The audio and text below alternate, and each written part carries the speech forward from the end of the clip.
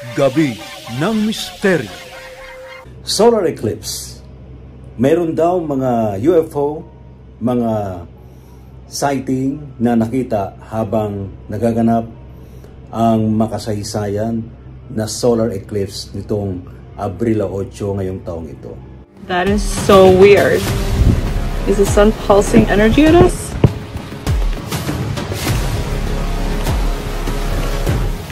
Oh my God! Oh, wow! What the hell is that? That's a UFO. Wow! Wow! There's something flying through the air. What was that? The shadow of the moon passing over.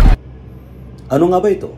Ito ba ay mula sa mga beings sa iba't ibang mga galaxies and dimensions? May mga mensahe tayo natanggap mula sa iba't ibang mga nilalang, sa ibang dimension, sa ibang star system, sa ibang galaxy. Ano nga ba ito?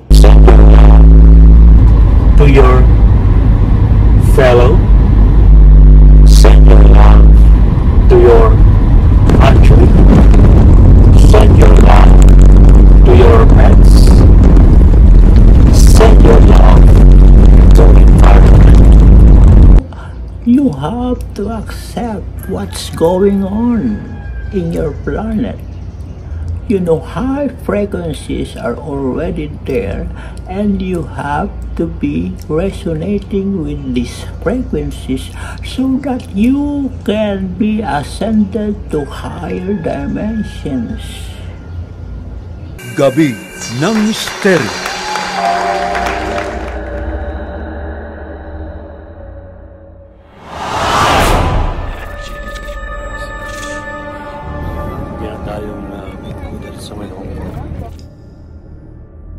You can offer prayers.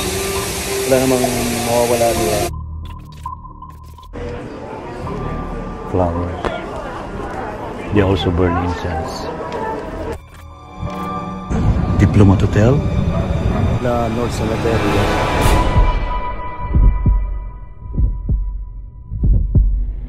They opened a portal to another dimension.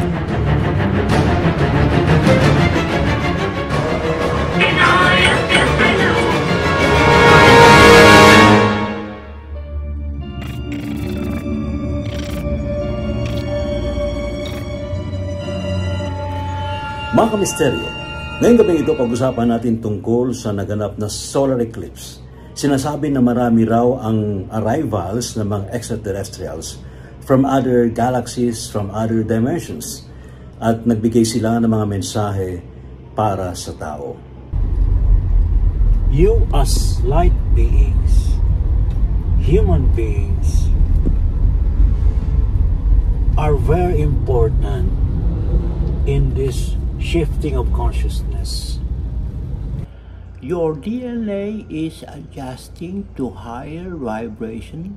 Also, your brains are in a higher frequency.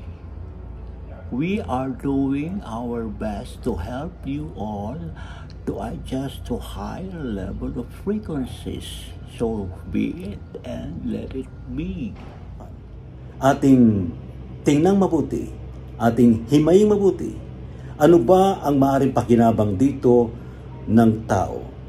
At paano nga ba sila nakatutulong sa tao para umangat ang kaisipan, ang kamalayan sa mas mataas na vibration o frequency sa tinatawag na 5th dimension? Yan po ang ating pag-uusapan ngayong gabing ito at alamin din po natin ang mga nasagap po ng mga mensahe ng inyong lingkod at of course ng ating mga kaibigan sa larangan na metaphysical, paranormal, dito pa rin po sa ating bansa. Everyone, this is Queen Felice of Jaren of Magic and RS Manifest. Pamaya, pag-uusapan natin ang solar eclipse, galactic arrivals and messages. Ano nga ba ito at anong mga susunod na kaganapan o mensahe ng ating Galactic Federation sa atin? Or na tinatawag nating total solar eclipse. Bibihira po ito mangyari dito sa mundo natin.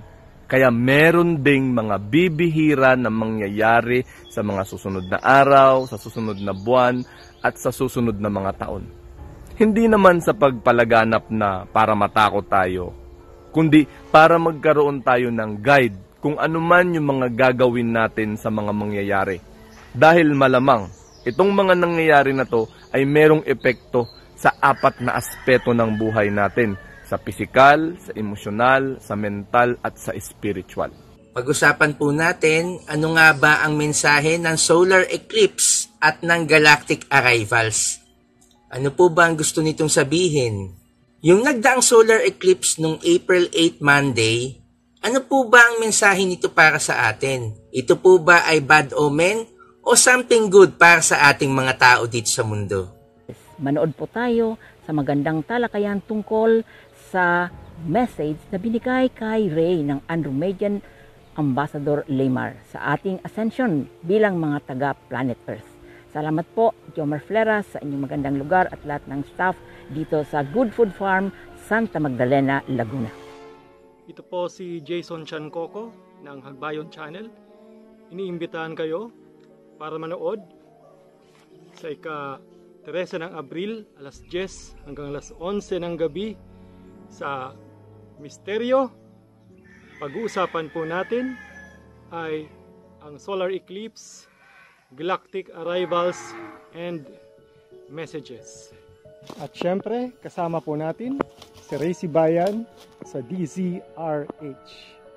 Ngayon po yan, Gabi ng Misteryo, 10 to 11 p.m. sa DZRH. Walang absent. See you! Anong pagkakaiba daw ho yung mediumship sa sinasapian? Talagayang kababalaghan, pananaliksik sa kapangyarihan ng isipan, pagpapakita ng mga nilalang, inyong matutunghayan sa Gabi ng Misteryo. Kasama si Ray Sibayan tuwing Sabado, alas 10 ng gabi sa DZRH Radio, DZRH TV at DZRH Online. Gabi ng Misteryo.